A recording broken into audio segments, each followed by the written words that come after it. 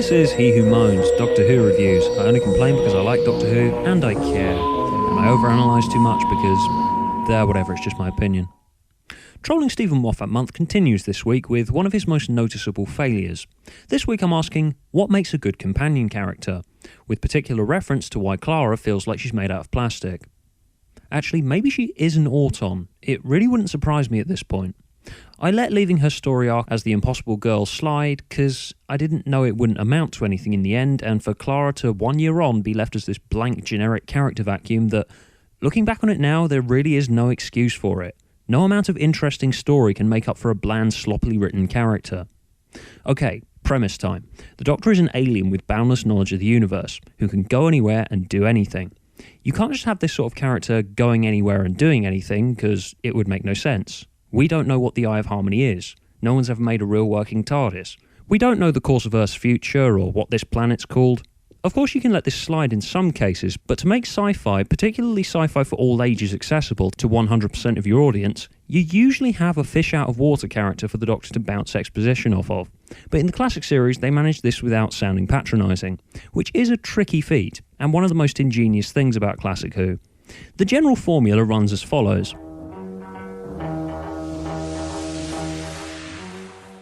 The Doctor and assistant, or assistants, show up on a planet/period in Earth's history. The Doctor says, "Oh, I remember this. It's this planet/period in Earth's history." And the companion asks, "But Doctor, what's this gross thing with stuff growing on it? What has happened to the people? Aliens? Whatever?" And the Doctor explains as they find out more info that makes sense to him, but not necessarily to the companion. But not totally, because all the intricacies would ruin it. Because it doesn't matter anyway. And besides, we don't know how it works. Because we made it up. What does reversing the polarity of the neutron flow actually mean? I don't know, but he did it, and it sounded like it made sense. Like the ionizer, Doctor. Yes, a rather different principle, I think, Jamie. Well, never mind how it works. What's it for? This is why I don't like the technobabble that much in New Who, because if you actually stop and listen to it, it doesn't really connect with what's happening all the time, and it doesn't really follow a wing of logic in the internal made-up logic of Doctor Who all the time.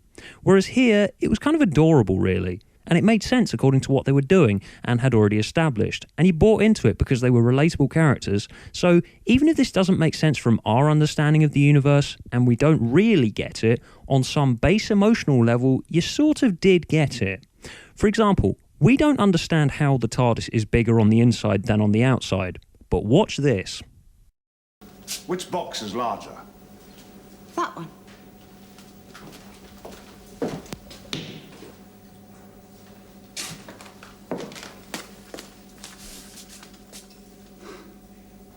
Now which is larger?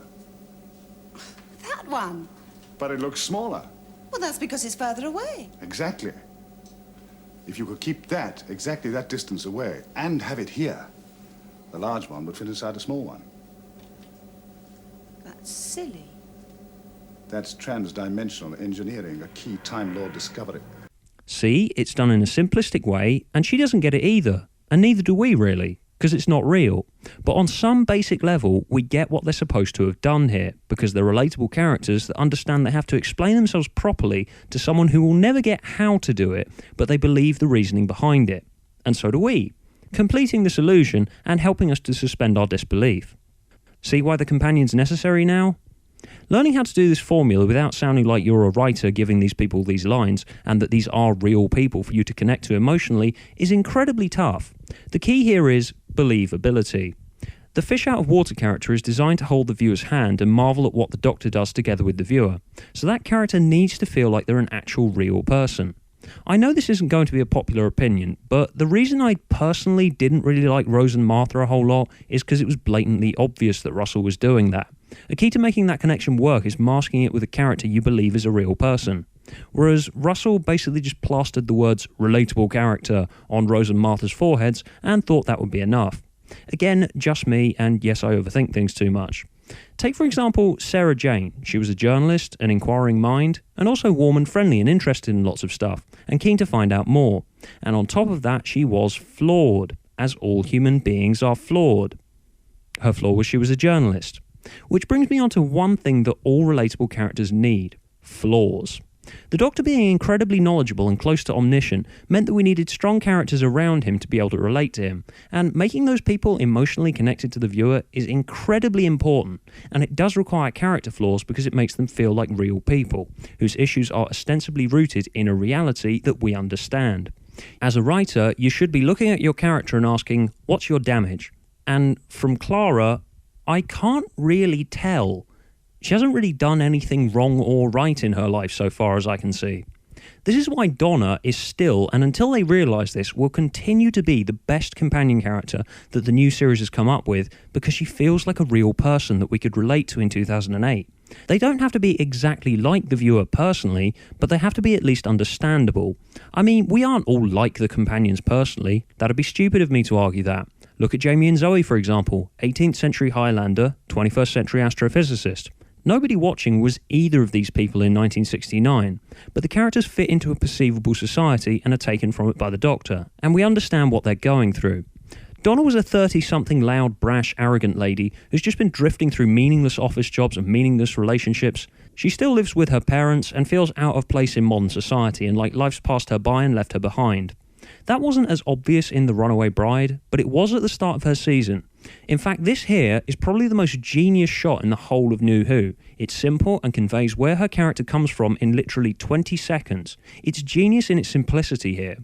And since Russell's really not known for subtlety, I'd wager it was probably director James Strong's idea rather than his. If it was Russell's, Donna would be holding up a placard and shouting, "My life is boring," through a megaphone. That was what her character turned out to be, and it feels real, and you cared about her story because of it. She was lost in modern life, now she's lost in time and space. That's the standard companion formula, and while it's nothing new, it's achieved really well here with Donna. Series 4 actually got me to respect and like Catherine Tate as an actress, in spite of her voice seeming a bit off-putting at first. Given how much I really didn't like her in The Runaway Bride, I didn't think that was possible, but it happened, and it openly shocked me. Whereas Clara, what's interesting about her? I can remember at least 20 lines that Donna delivered off the top of my head. With Clara, I can't remember her being in any scene in any episode, how she felt during them, what she was thinking. You know, I barely remember any involvement she's had in any story. She just sort of melds into the background. Like, yeah, I know I loved Name of the Doctor, but everything about her involvement in that story, outside of being a plot device, it seems to have just vanished from my memory. Maybe Moffat's going to have her eaten by a crack in time as a self-aware comment on his failure to make Clara an interesting character that will be remembered in years to come. I can name almost every past Doctor companion off the top of my head. 10 years from now, I'm going to struggle when we get here. I mean, Neil Cross, he tried to give Clara at least some character moments in his episodes, but he failed completely because, unlike with, say, Amy, Clara's meandering introduction didn't really give him and any of the other writers anything to play with.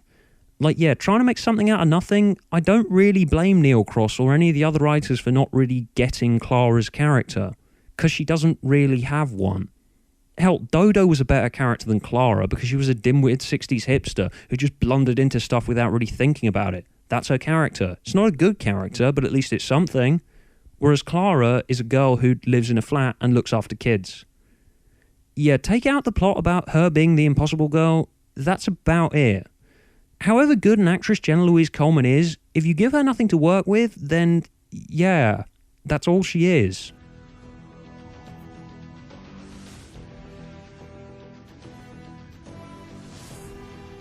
Doctor, how are we going to defeat the Daleks? Well, they're using a remote stellar manipulation matrix. Wow, you're so clever. Isn't he clever, audience?